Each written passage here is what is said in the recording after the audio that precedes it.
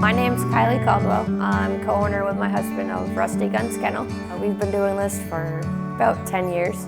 We do a lot of, it's specialty, so it's gun dogs mostly and retrieving, so it's all upland bird dogs typically. We only take certain types of breeds, we only take certain types of clients, like as far as doing assessments of the dogs before they ever come for training, to make sure that they'll be able to handle the environment here.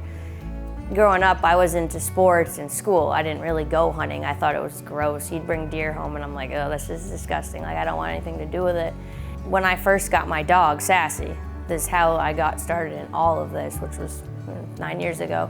I was like, okay, I really need to figure this out because like she's a bird dog. I need to learn how to shoot a bird, duck, whatever it is. And so I really probably started hunting in the last, I'd say 4 or 5 years. A dog got me into all of this and has kept me into all of this.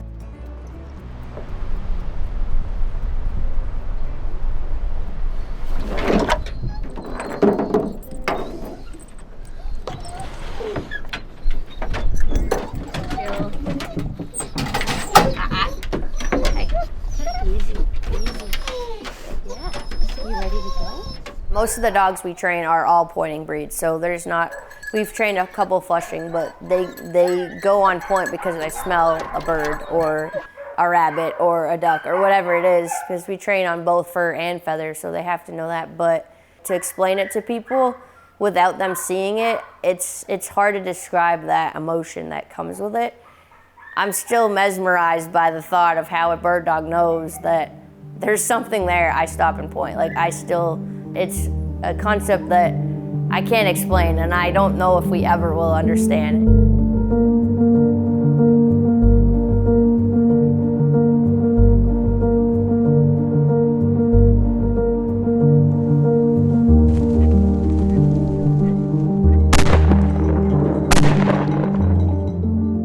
Most of the farms around here, they're growing crops and things like that. All the stuff we plant is for dog training and habitat for the birds and wildlife here. On our property on this side, we have 70 acres. A lot of that is swampland, but we still manage the waterfowl, for the waterfowl and stuff.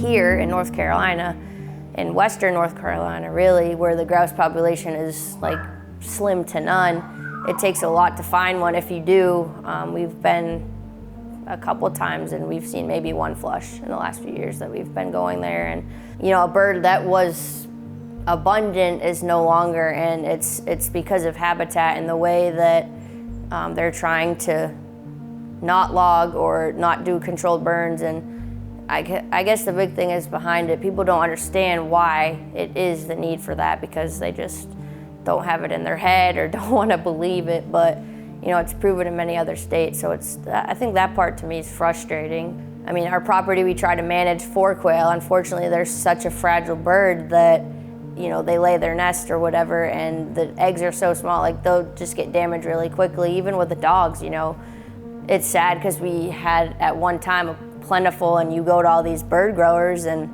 to get your birds, and people are like, well, wait, what?